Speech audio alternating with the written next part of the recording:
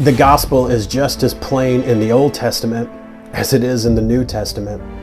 In Numbers chapter 9, the children of Israel are entering their second year after the Passover, and they are wandering in the wilderness.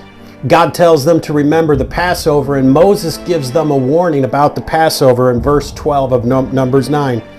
They shall leave none of it until the morning, nor break any bone of it. He's referencing the lamb that they would kill and sacrifice to remember the Passover a year ago. But it is also a clear reference to John chapter 19, verse 36, where Jesus on the cross had none of his bones broken. In verse 13 he says, "But the man that is clean and is not in journey and forbeareth," meaning he chooses not to keep the Passover. He could do it, but he just chooses not to. There's something that will happen.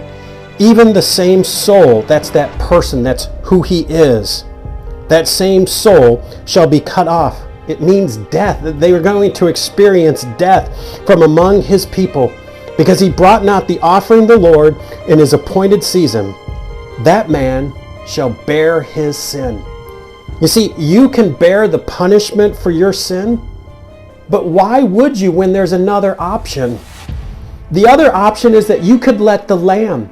In Numbers 9, they could either let the lamb be the punishment for their sin, or like Moses says in verse 13, or you will bear it yourself. You could let the lamb be your punishment, or you could bear it. Why would you do it? You see, this is a clear picture of salvation. You are a sinner, and death is coming for you. And without Jesus, you will experience the second death.